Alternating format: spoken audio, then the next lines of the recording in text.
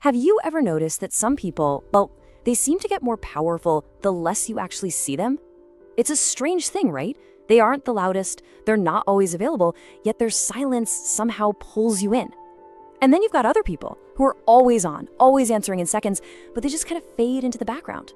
You know, this isn't some accident, it's a hidden dynamic called the Scarcity-Power Loop. So in this explainer, we're going to pull back the curtain and show you exactly how it works, the science of how absence, when you use it right, becomes this incredibly powerful tool of influence. And this, right here, is the central paradox that trips up so many of us, especially if you're ambitious, if you're helpful. Our instinct, our gut, tells us that to be important, we need to be more present, more responsive, more available. But that can be a massive trap. This idea on the screen points to what we're going to call the value vacuum, this bizarre psychological space where the harder you push to be seen, the more invisible you somehow become. We're going to break down exactly why the person who prides themselves on their super fast response time might actually be giving away every ounce of their power. Okay, so to really get this, we've broken it down into a 5-part deep dive. First up, we're going to diagnose the problem, the commodity trap. Then we'll look at the machine that drives the exact opposite, the value vacuum engine. After that, we'll get into the deep psychology that makes this whole thing work so well. From there, we'll give you a counter strategy, the value decoupling protocol. And finally, we're going to bring it all together into a whole new mindset, becoming the prize. Right, part one. Before we can even think about the solution, we have to get painfully clear on the problem. And that problem is the commodity trap.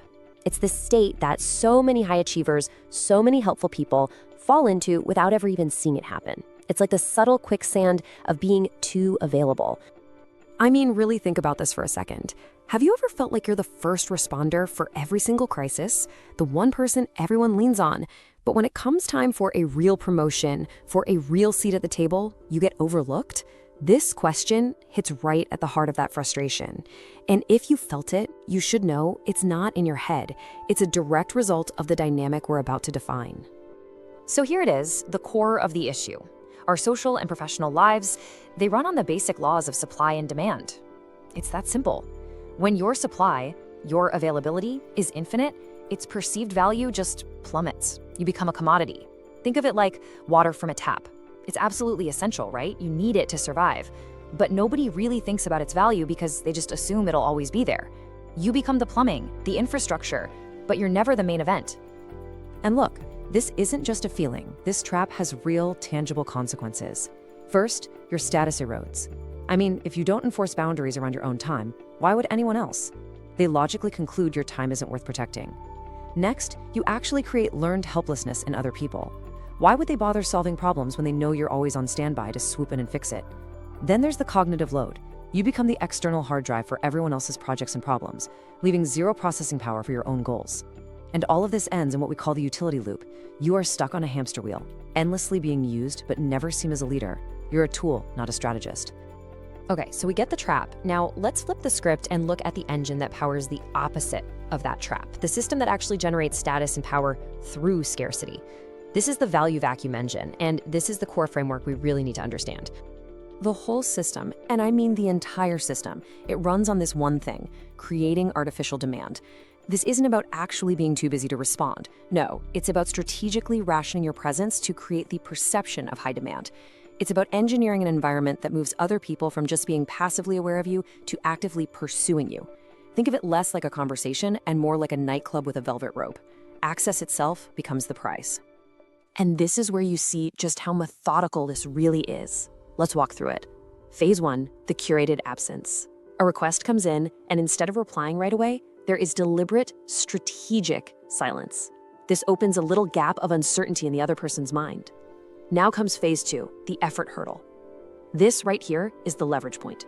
The person who needs you now has to work for it. They have to send a follow-up email, maybe try a different channel. That effort triggers a deep, subconscious need to justify itself.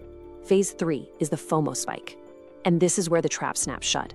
You might get a reply that says, "I've got a small window on Friday morning."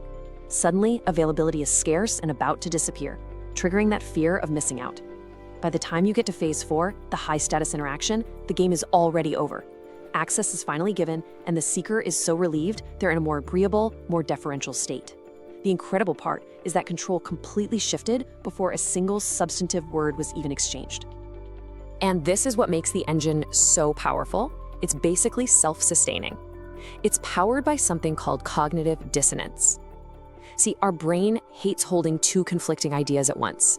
It can't handle thinking, I am working really, really hard to reach this person, and this person isn't that important. So to solve that conflict, our brain takes a shortcut. It decides, well, this person must be incredibly valuable to justify all this work I'm doing. The more you chase, the more valuable they become in your own mind. It's a perfect self-reinforcing loop.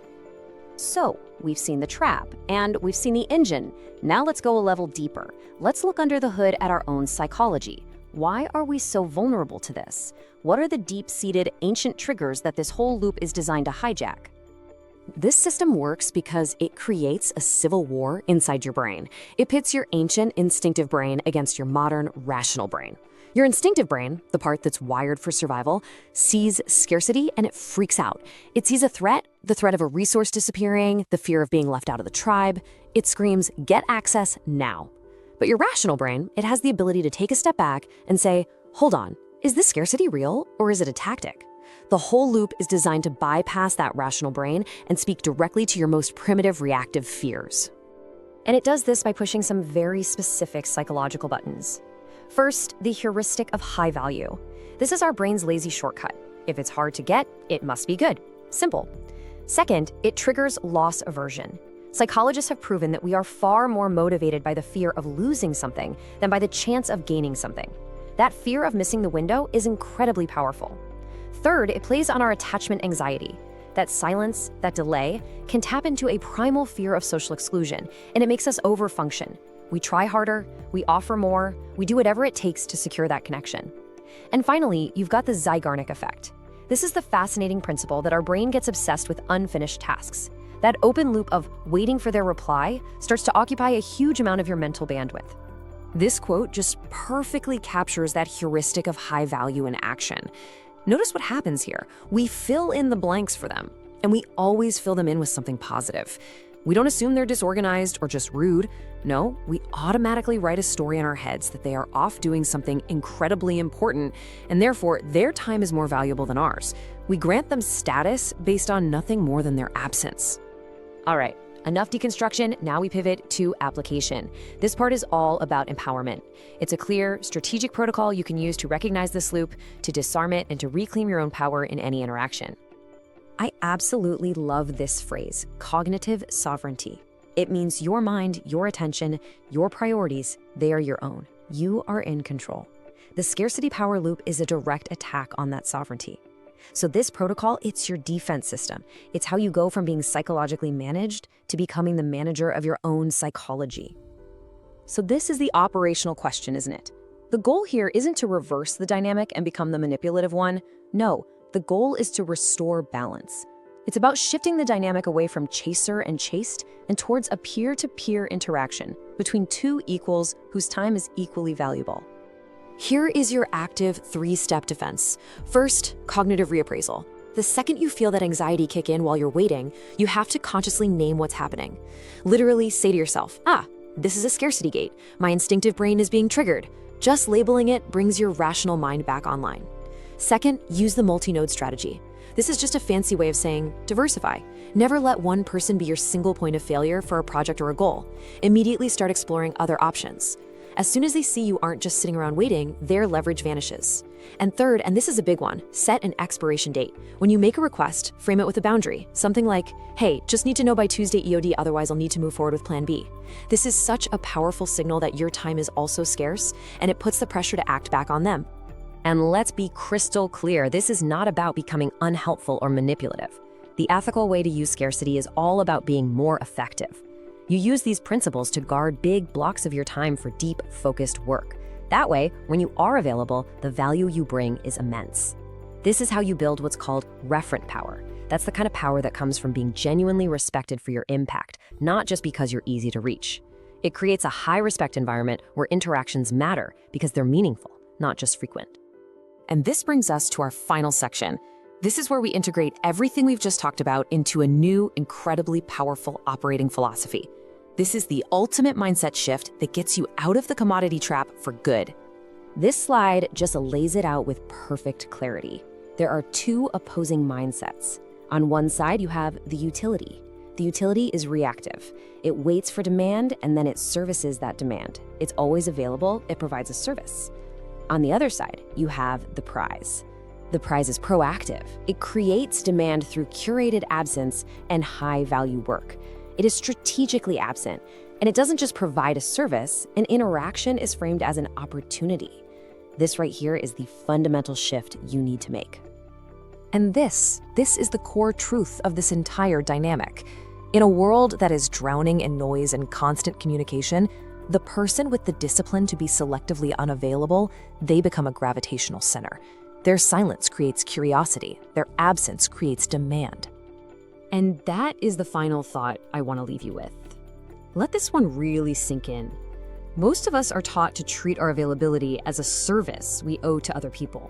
But high-status operators, they understand that their absence is a strategic tool. It's how you protect your focus, how you increase your perceived value, and how you ensure that when you do show up, your presence has the maximum possible impact. This isn't just a tactic. It's a fundamental shift in how you value yourself and your contribution to the world.